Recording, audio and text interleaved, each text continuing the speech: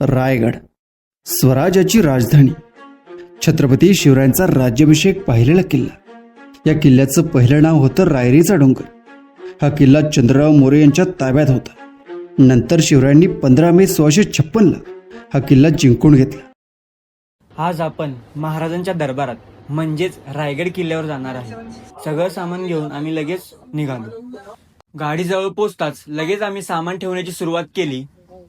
सामान ठेवून लगेच गाडी पूजन केली. नारळ फोडताच लगेच आमच्या ट्रिपची सुरुवात झाली. गाडीत बसताच महाराजांचं नाव घेऊन निघालो. थोड्याच अंतरावर पोचता सीएनजी भरून घेतला. सीएनजी भरता आम्ही लगेच निघालो आणि आमची मस्ती सुरू झाली.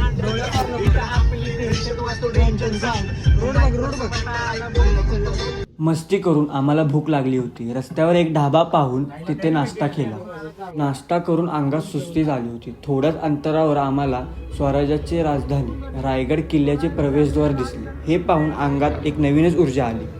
कमानीला मुजरा करून आत प्रवेश होता होता अंधार गायब होत गेला आणि सकाळ होत आली. सकाळ होता होताच आम्हाला हे कळालं नेमकं की आम्ही किती उंचावर होतो. त्या धुक्यांना छेदून पलीकडे पाहतो तर काय, रायगड किल्ल्याच्या पायथ्याशी आलो होतो. रायगड किल्ला पाहून अंगावर अक्षरशः काटा आला होता. किल्ला पाहून अचानकच आमचे पाय वडापावच्या दिशेने फिरले. पोटभर खाऊन लगेच आम्ही गड चढायला सुरुवात केली.